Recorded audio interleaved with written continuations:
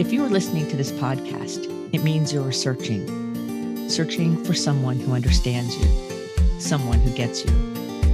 You are yearning to be understood and to belong.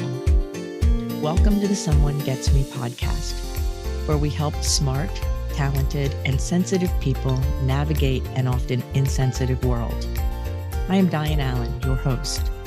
My roles as ambassador, author, speaker, and intuitive mentor for bright and talented people are woven into each episode.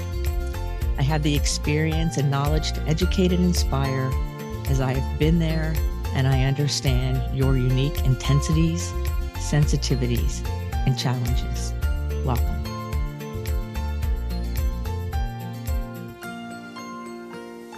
How to consciously shape your future. Hi, friends, it's Dianne here.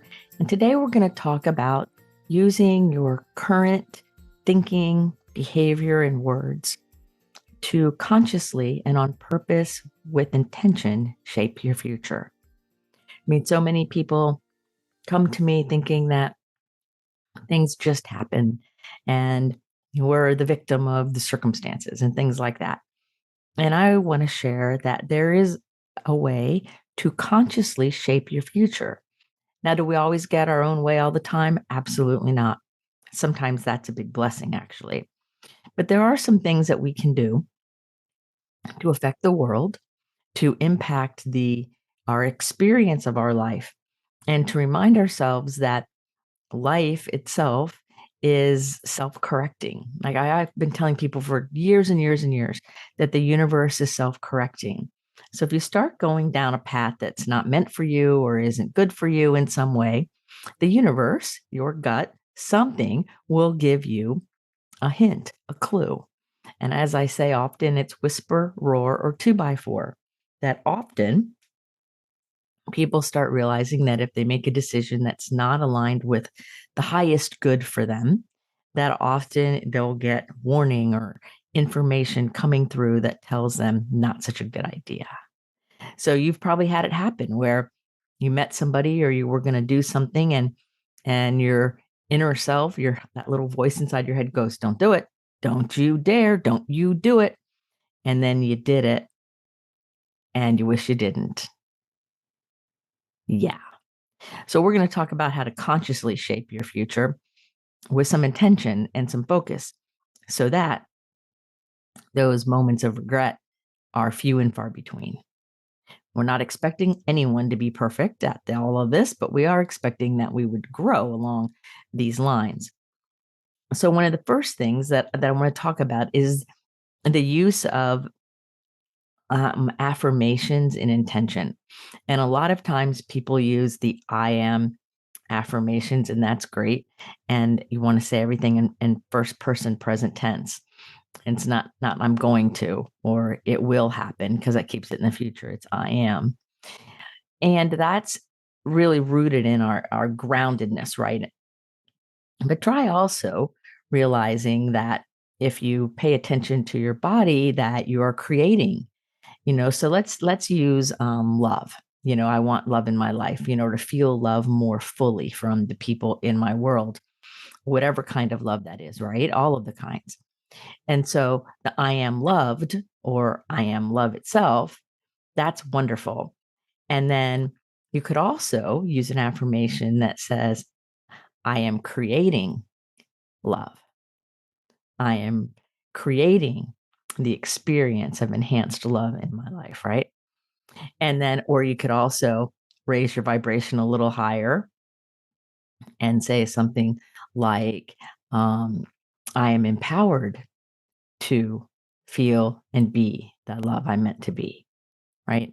To use our own personal power. I stand in my authority, my spiritual authority, to receive the love that is mine to receive, right? And then, of course, we have holding an intention that our heart is open and receptive, because a lot of times what people are doing is they want something and they haven't considered what it will feel like to receive it. And so many times I see the fear of success in people, or people who self-sabotage because they're right about to grab or receive that thing that they've been looking for and wanting, that experience. and they don't know what to do with it or don't know how to receive it. So they push it away. And so we want to practice using daily and weekly affirmations, intentions, and as ways to consciously shape our life. So, like when you get up in the morning, if you get up and go, oh God, it's another day, you're going to have a different day than somebody who goes, great, it's another day. If I say and focus on, it's going to be a beautiful day today, and I am experiencing beauty and power and wonder in my world, that's a different future coming my way than, oh, I'm tired. I don't want to do this.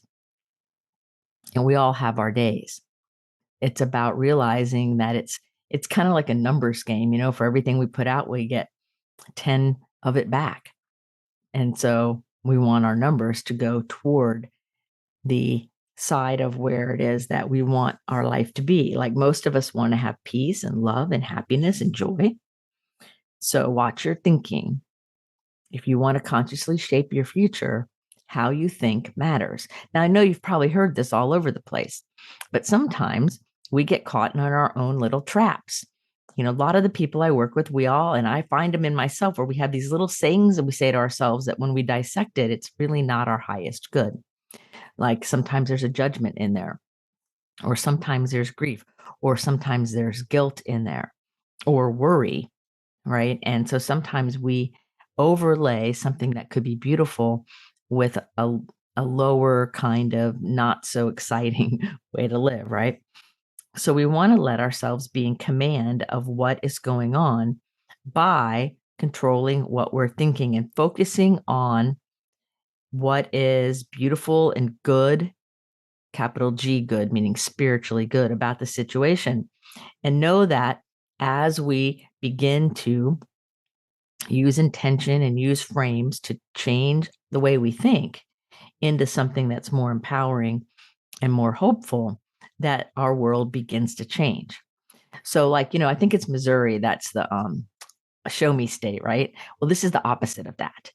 This is understanding that you're going to see it in your life after you've made the inner shift.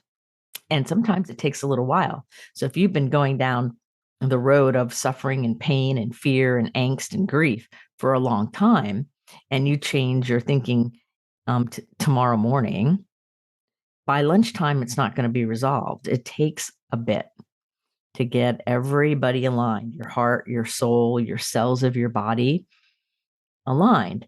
And then, of course, we want to practice receiving that which we say we want. So many people do not practice receiving. And an easy way to tell if you're good at receiving is, what do you say to someone when they give you a compliment? Like, I like what you're wearing, or something like that, a simple compliment. If you say anything other than thank you, then you're not very good at receiving yet. You still have some work to do there. I've seen lots of people, oh, I really like those shoes, or I like that watch, or whatever. Oh, well, that's it. And then they qualify. I got it at this thrift store or that thrift store, or I didn't spend very much money, or oh, that it's old. And if you discount the compliment, you're having difficulty receiving. And that might be the first place to start working, is allow yourself to receive. In fact, I have a good friend of mine who was working on this very issue of receiving. And there was finally this one day when I said something that was complimentary about her business. And her response was, I received that. And I was so happy because she was practicing receiving, and she actually was able to receive that compliment without having to kick it back or justify it or explain it away. So if we want to consciously shape our life, we have to practice receiving. And on the other side of that coin is giving. And we want to practice giving from our overflow. And particularly women in this society have been taught to give, almost like a living sacrifice, give till you're half dead. Well, that's not healthy. We want to give from our overflow, which means we fill our own tanks up and then we give from the extra. And so if we're going to fill up our own tanks, we have to be willing to receive. in order to fill up our tanks, whether we're receiving air when we're breathing. So if you don't take full breaths, you're not receiving air, or receiving, care, attention, touch, any of those things. So that ability to receive really helps us deal with pain or suffering, or those unnecessary kinds of feelings that we create by holding our breath, which can create anxiety and digestion problems, right? Or even when it comes to food and drinking.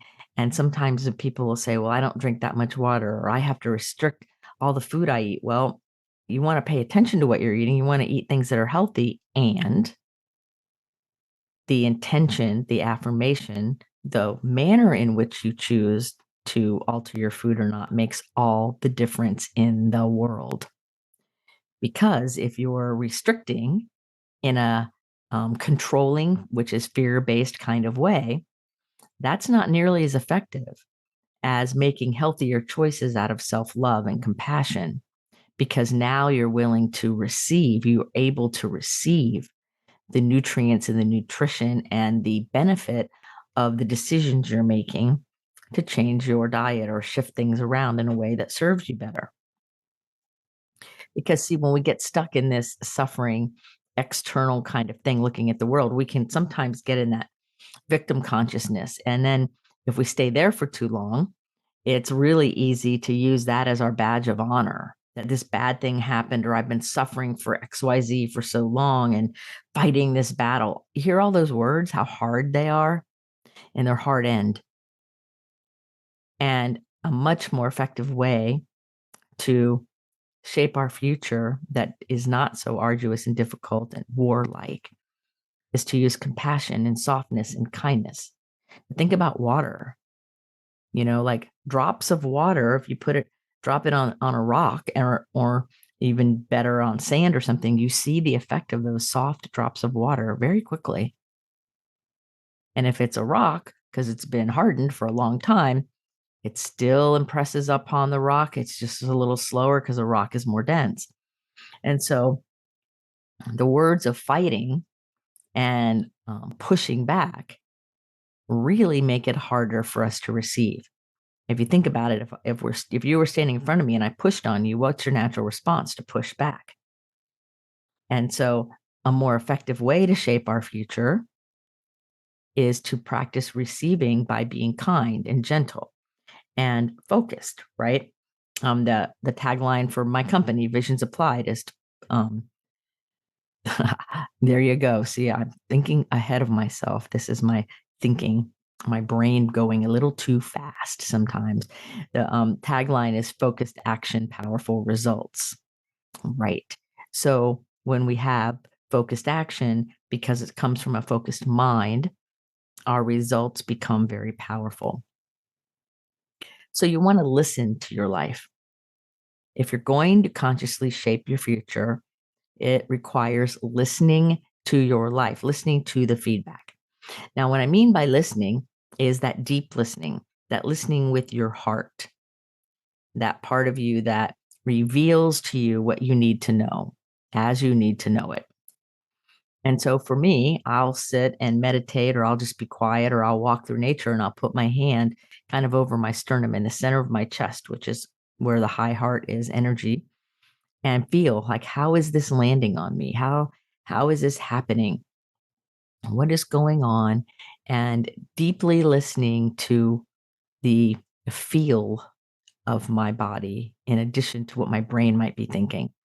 Because often your brain may mislead you. Your brain might be thinking about something else that has nothing to do with creating and shaping the future that you want. And so listening requires going within.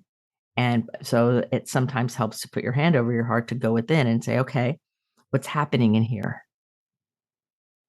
And if you're not used to doing that, that might take practice, right?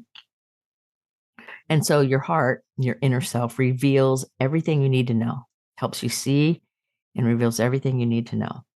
And it reveals it in three specific ways. First, it reveals it through relationships, relationships with yourself, relationships with other people, relationships with the environment. But whatever the relationship, you start getting information based on the relationship. So if everywhere you go, everybody's angry and mad all the time, are they reflecting anger back to you, or are you in the wrong place? Right? Or whatever. Like there's lots of different ways to look at it, but you pay attention, right? Pay attention to your relationship with yourself. Is your self talk and your belief systems safe? Are you nice to you or are you mean to you? Are you smiling on the outside, but really hurting on the inside and ignoring your own needs? I mean, there's so many things to look at there with that deep listening. The second way is with experiences, what you experience in your life. There's so many things you can experience in your life, right? So many things. You can experience joy and happiness and compassion and pain and anxiety and suffering and all the gradients in between of all different kinds of things. And there's so many experiences we could have that there's not even enough words for them. So often, gifted people, especially, will have experiences that there's no words for. And so when we run into our head to try to find a word, it cheapens the experience sometimes. So it's about really listening to that inner part of our being. Like, how is what's happening landing on me? Whatever it is, there's no wrong answer. It's paying attention that matters. And the third way that that deep inner listening reveals things to you and helps you listen to your life is by what I would call signs and information that just comes through. Like sometimes people say, oh, they're grieving the loss of somebody and a cardinal was their favorite bird. So their cardinals all of a sudden start showing up. Or I know a lot of indigenous folk and and so when they find a feather on their path, they know it has meaning. And one time I was actually doing a meditation about, is my work really have any value in the world? Like in the big picture of life, is what I'm doing really serving the highest good? And the very next day, when I opened my front door, there was this beautiful flight feather from an owl right in front of me. And there never had been a feather there before. Was it an accident? Maybe. Was it a spiritual experience, a sign, if you will? Maybe. I know I saved the feather. I know I was like, got goosebumps and was like, wow, that's really cool. So it opened my heart that little bit more to listen a little deeper.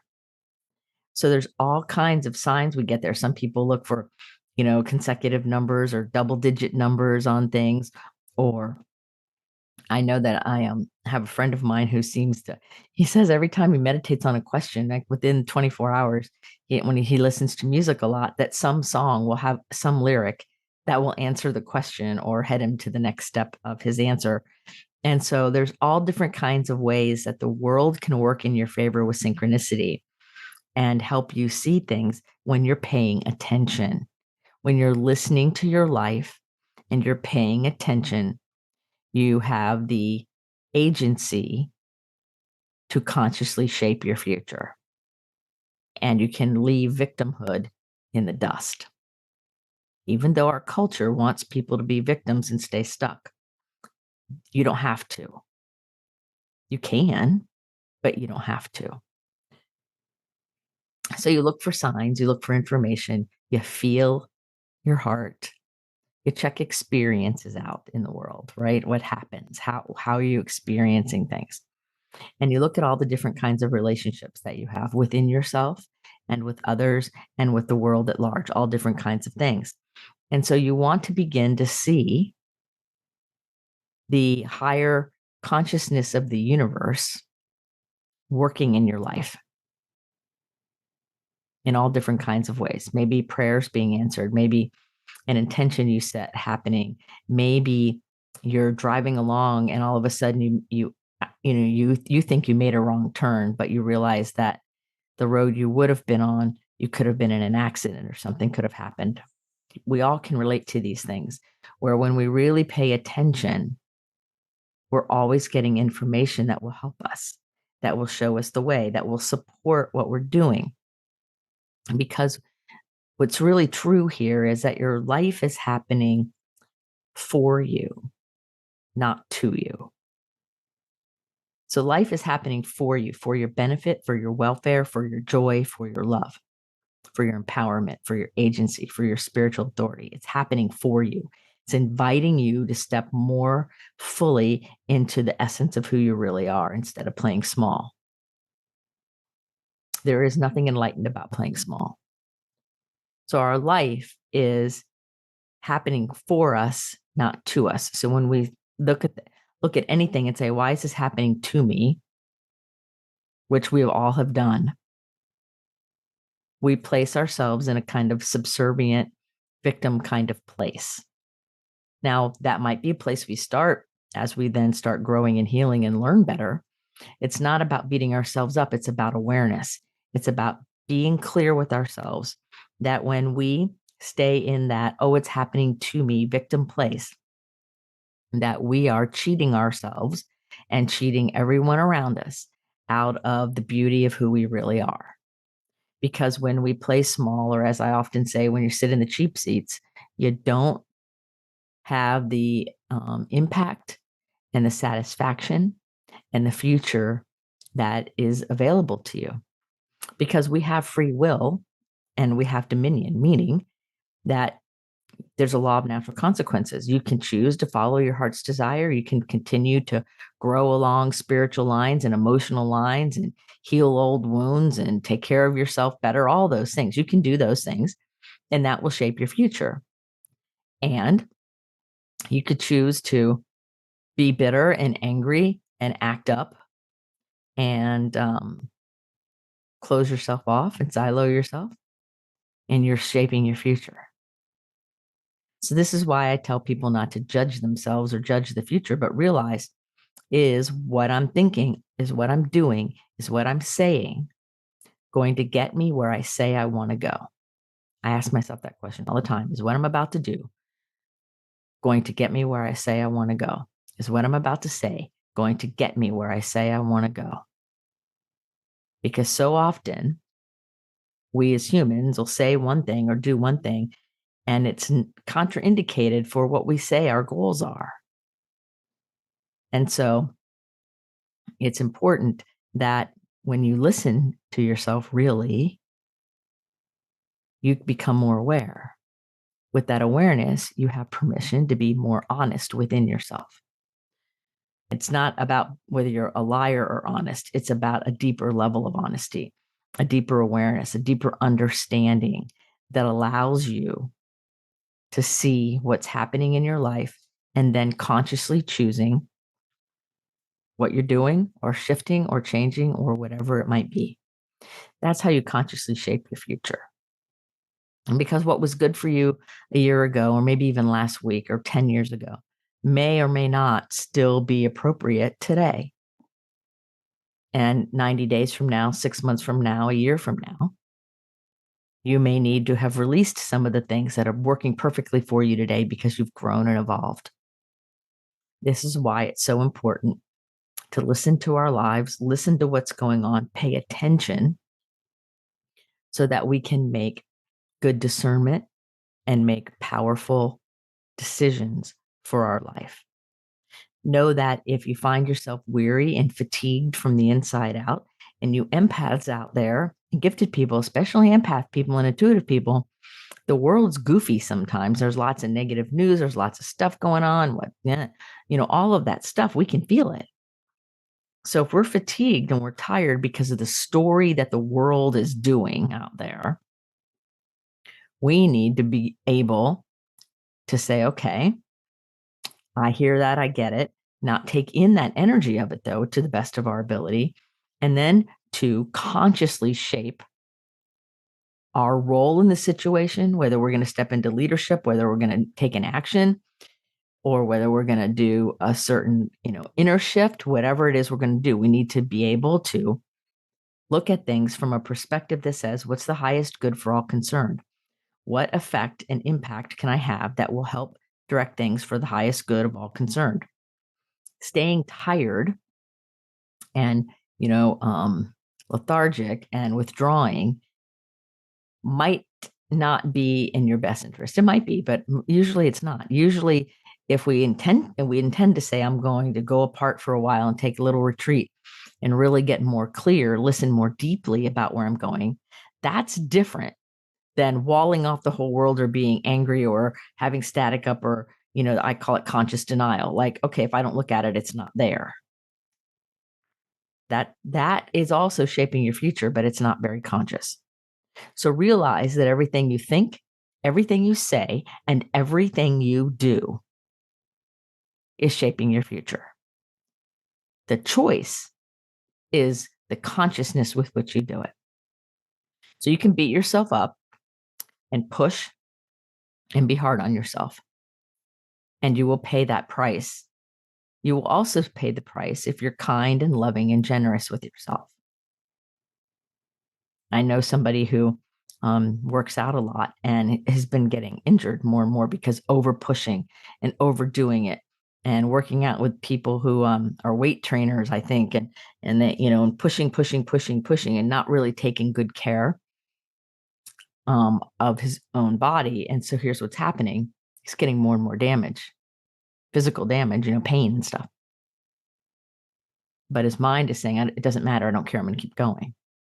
Well, the law of natural consequences is in effect for all of us. So if something you're doing is causing injury or harm to yourself or others, my suggestion, listen to your life. Listen. There's a reason that's trying to help you see a higher, better, more productive way to move forward. It doesn't mean never work out in that case, right?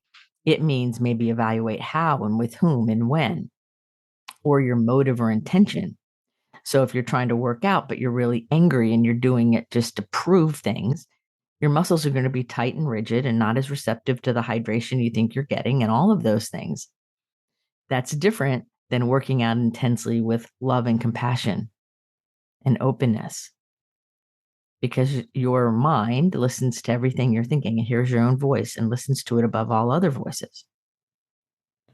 So it's important we begin to really pay attention to what we're saying to ourselves. It's vital that we pay attention to what we're saying to ourselves. And the brain does not know emotion. So if you say something and then that's self-deprecating and then you go, oh, I'm just kidding, the brain doesn't know that you're kidding. That's not a thing. And that self-deprecating comment is logged in your body. And now we get to energetically and otherwise heal that. So, once we start paying attention to what we're thinking, there are days we're going to be great at it and other days we're not going to be so great at it. I can tell you that. It's a work in progress for all of us, me included. Like, all of us are still working on it, because as we listen more deeply to our lives, as we get more and more conscious about shaping our future, and our future is our next breath, it's tomorrow, it's next week. The future includes way out there future, but it also includes 5 minutes from now. It includes the next breath. It includes an hour from now. And so if we're living in the moment, the future is the next moment, right? So it matters that we consciously pay attention to what am I bringing to the next stage, to the next thing, in both in my thoughts, in my words, in my actions. What am I doing? So one of the things that you might want to do is what I call making frames. I have Post-it notes. I love Post-it notes and I love office supplies. And so I may have little Post-it notes, and once a week, like every Monday morning, I pull them out and I kind of close my eyes and listen to some really cool Zen music. And then I say, all right, what's going to be my frame? What's going to be my saying of the week? One of them I had one time was taking action and getting results is easy, because I found myself procrastinating. And so I'm like, I know, I'm just going to keep saying taking action and getting results is easy. And I'm just going to focus on that.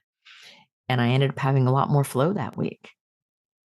Another time, there's a lot of stress going on in my life, and I'm like, joyful moments, right? I'm tripping over joyful moments, so that holding that in my mind and having written on a Post-it note right in front of me reminds me to discipline my thinking to shape my future into something that is designed by me versus random things. Because if you let your brain go random and just do whatever it wants to, it's shaping your future no matter what you do.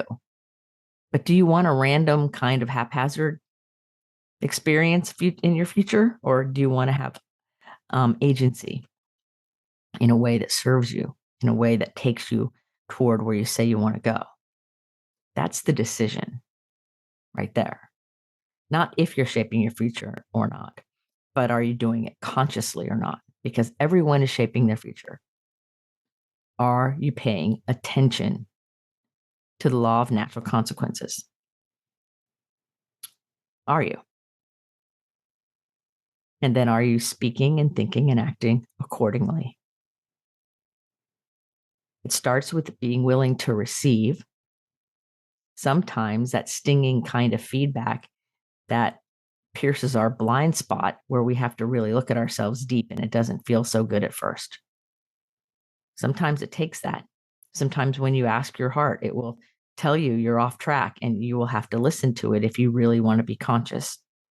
Or sometimes you might ask feedback from a friend and they'll say something you didn't want to hear, but they were honest. And so then are you going to receive and then not judge or anything, but receive and then make changes accordingly? Or not, but at least receive it, right? That's where free will comes in. So sometimes when we set about doing things consciously, it stings at first sometimes because we start realizing that maybe some of the things we were doing in the beginning weren't feeling so good and they weren't getting us where we said we wanted to go. And we weren't willing to hold ourselves accountable. We weren't willing to engage other people to help hold ourselves accountable, the whole thing. So that's what I think is so important, is to consciously shape your future has to do with listening to your life really, and has to do with that deeper level of honesty. And sometimes you have to eat humble pie. Sometimes it really stings. But what I've learned over my life with all the stings I've gone through and all the humble pie I've eaten, and I'm sure there'll be more.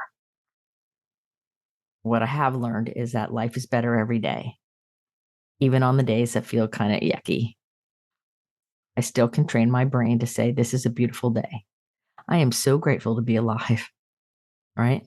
We can have these experiences and still be okay. So friends, pay attention to consciously shaping your future. Pay attention to really listening to your life, listening with your heart. Listen to what your inner voice is saying, that gut of yours. Listen. Take command. Pay attention. And what you'll see is in short order, 30, 60, 90 days from now, you'll start seeing a big difference. That's how come I wrote the books, Daily Meditation for Visionary Leaders and Hope Realized, are daily meditation books with applications, not just, oh, think this, but do these actions. And they will get you where you say you want to go, and then a place to journal so that you can document your progress and you can pay attention to your focused action and your powerful results. So if you're having trouble with discipline or knowing where to get started, grab one of those books, Daily Meditations for Visionary Leaders or Hope Realized, and allow yourselves to have a guide.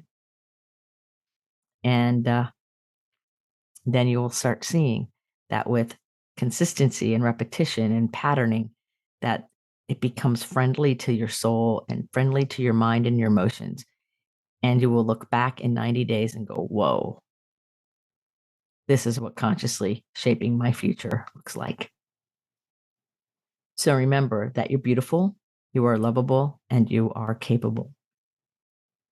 Thank you for listening to this episode of Someone Gets Me. I hope it served you well. And remember to put your face to the sun so the shadows fall behind you, because you're a rock star. You're here on purpose with a mighty purpose. So go out there. Until the next episode of Someone Gets Me, be well. Are you tired of searching for someone to understand you? Join our Facebook group, Someone Gets Me. In this group, you will be able to connect with others who are intense, sensitive, smart, and talented. I share my insights and teachings, and you can connect with others in a real, authentic, safe forum. So join us today. Someone Gets Me.